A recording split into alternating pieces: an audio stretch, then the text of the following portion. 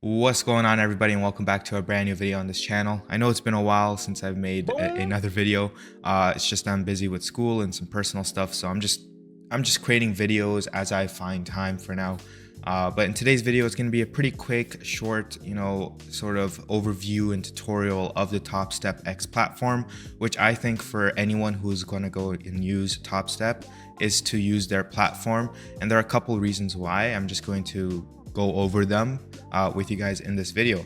Now, starting off, I don't think your layout is going to look like this. You're just going to have to mess around and change up your layout a bit.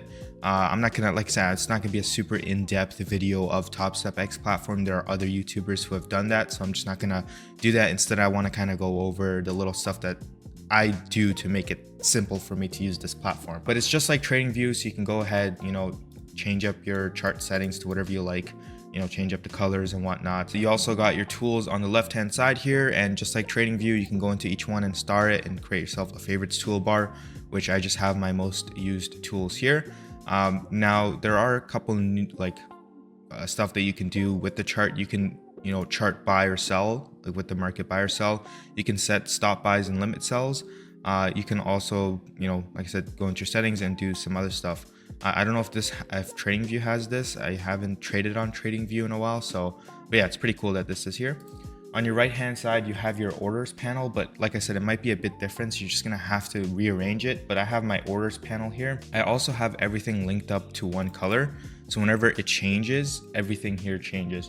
So for example, the order window is linked up to blue, and my chart window is linked up to blue. So if I type in, say, GC, which is gold, my order panel changes as well to the GC contract, to the gold contract. So I don't have to have, like, say for example, if this was, I don't know, like there's no color, and I go like say NQ back to NASDAQ, this will still say GC over here. So this is like something that you want to link up to make sure that you're not purchasing gold contracts while looking at NASDAQ, for example.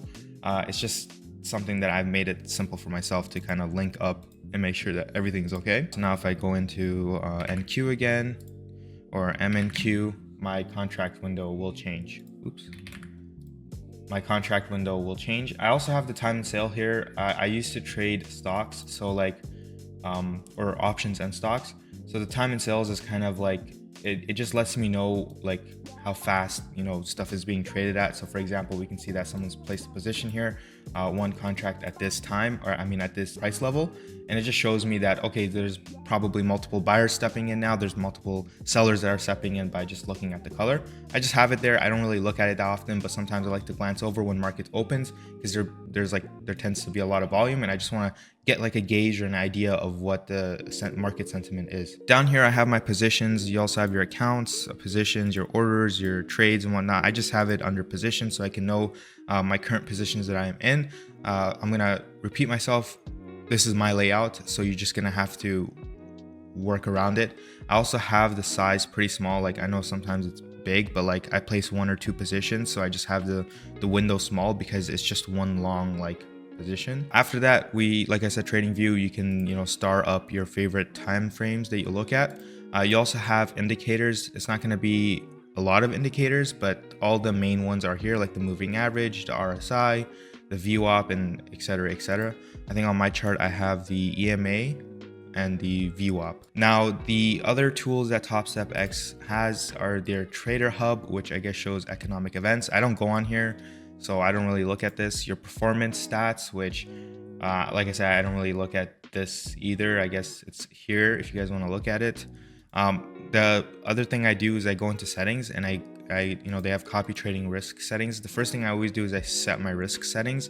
So like I said, in my creating your trading plan, TOPSTEPX offers a personal daily loss limit, which is just cool. You can set say a dollar value to that. So if you lose, for my example, if I lose 650 bucks, it will liquidate and block me out of my account, so I won't be able to trade when I hit $650 loss.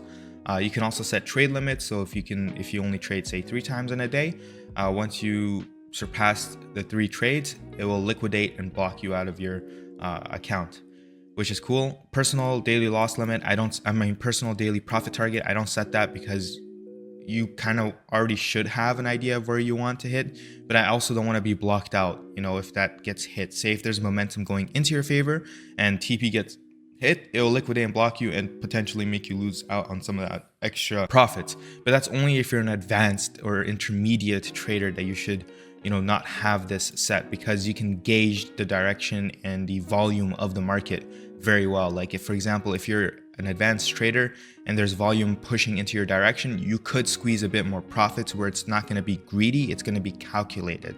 Whereas if you're new to this, you're going to be looking at as greed instead of as a calculated move. So I would definitely have this one set. But if you're intermediate or advanced and you can read market direction pretty well and market volume, I would leave this empty. The other thing is position risk, and the default position risk and size. It's set to 0, but I like to set it at $500 stop loss and a $1,500 profit. $1,500 because in the challenge phase you can only make $1,500 within a single day, so you don't get that consistency rule thing happen. So I set that to $1,500 and $500 per trade, and then I can kind of just adjust it instead of setting manual stop loss and manual take profits. This bracket will just do it automatically for me. The next thing is copy trading, which I have 2 accounts going right now, and I'm copy trading those accounts. As we can see, I have the leader account and the follower account. So anytime I take a trade on the leader account, the follower account will take or open that position as well. So if we go back to the charts here, you can check that I made $644 on the leader account, and go to the follower account, same thing, $644. So it's just copy trading on over. TV, don't know what that is. Support, we all know what support is. You can live chat them or whatever, maybe look through their feedback. I don't go through all of this stuff. Like I said, the only thing I do is trading and settings, and that's about it. Everything else there, you can do your own research to find out what that sort of is. Could be useful, but I don't do it. But yeah, that's basically it. I hope you guys enjoyed today's video. Make sure to hit that like button and subscribe down below. I will catch you guys in the next video. Take care.